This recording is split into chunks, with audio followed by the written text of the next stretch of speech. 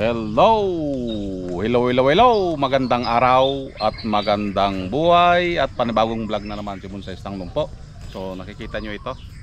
Ito yung mga bonsai materials natin na hibiscus. Okay? So yung dalawa dito kukunin na natin para maumpisa na nating gawin. Okay? Ito ay bonsai materials. So from cuttings itong mga to. At ito na nga, kailangan na nating i-harvest or hukayin para gawing bonsai ulit.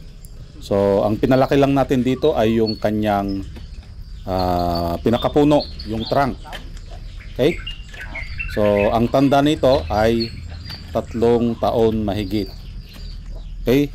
So maliliit lang ito dati, parang inlalaki lang ng mga daliri nung inilagay natin dito. So after 3 years pwede na silang i-harvest. Kailangan nating tulungan yung kalikasan. Hindi lang tayo basta-basta kuha ng mga bonsai materials sa kagubatan. Okay? Matuto tayong magtanim ay di biro. Agoy. So kapag may itinusok, mag-uugat. Agoy. Mag-uugat talaga. So ito ay hibiscus, isang lahi ng gumamela. Okay? So ang scientific name ng gumamela ay hibiscus. Yan. So nakikita nyo naman, medyo napalaki natin yung kanyang trunk. Okay? At dahan-dahan lang ang paghukay nito para yung ugat hindi gaanong masugatan. Actually ang ugat nito ay pinuputol talaga natin and then magpaugat ulit. Okay? Buhayin ulit natin. So shout out sa mga marunong magpabuhay dyan. Ano daw? Marunong magpabuhay.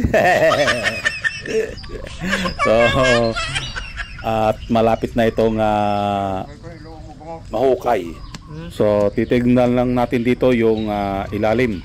Baka mayroong Buddha na nakaupo. Mayroong Buddha na nakaupo. So yayaman tayo niyan kung mayroong ginto.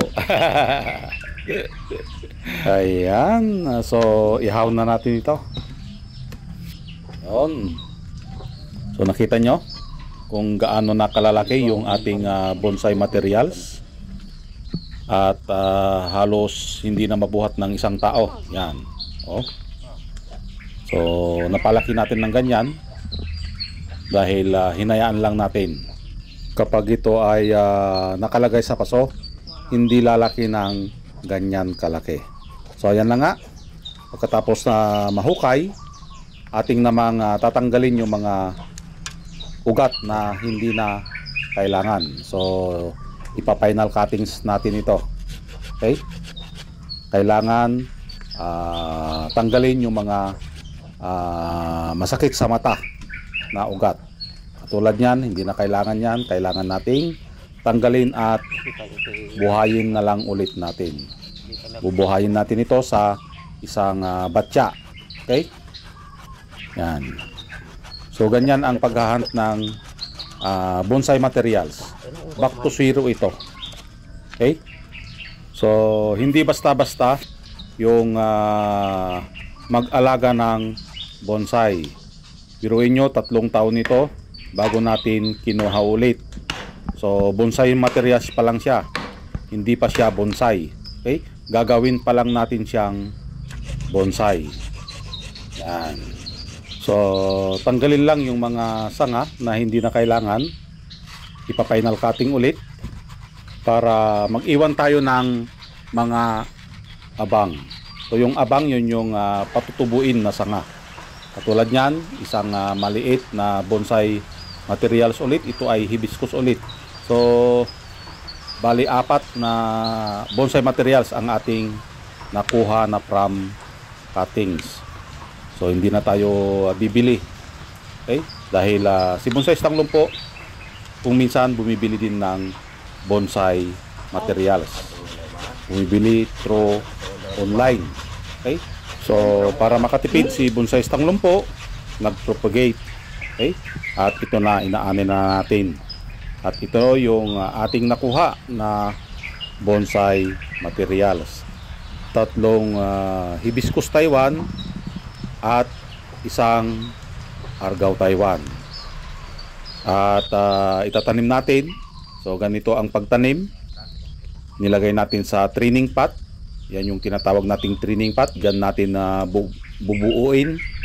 At kung mapapansin nyo, buhangin lang. Okay? Ang buhangin kasi mas buhaghag kaysa sa lupa. Okay? Kapag tubuan nito ng ugat, yung ugat na pinutol natin, magkakaroon ng root hair, mas madali siyang lumaki. At the same time, yung buhangin mas malamig kaysa sa lupa. Actually, ang lahat naman ng bonsai ay itinatanim talaga sa tables na may buhangin. So guys, natapos na nating i-harvest yung 4 na bonsai materials. So ito sila. So medyo malalaki na. Okay? So ito yung makikita nating front niya. Yan. Nandito ang kanyang front. So may plano tayo dito. Ito ay mawawala. So matatastas yan. So abangan na lang natin kung ano yung kabuuan. Okay, ganun din dito. Yan. Ito rin. Ito rin yung kanyang front. Okay? So abangan din natin ito dahil marami pang matatanggal dito. Ang importante muna, makapokus muna tayo sa bubuhayin dahil ang kanyang mga ugat ay naputol. Okay? Ganun din ito. Ito din yung kanyang front. Okay? Mag-ulo tayo dito siguro dito, mag-ulo ng konti and then dito, develop natin yung ulo hanggang dito. Okay? At saka ito yung back branch. Okay? At ito yung ano naman, argaw Taiwan. Okay? So pinutol na rin natin dito at abangan din ulit natin na makarecover dahil lahat ito puro bonsai materials from cuttings. So umaasa lang tayo sa cuttings dahil hindi tayo makakaakyat ng bundok para makapaghanap ng bonsai materials. Okay? So maraming salamat.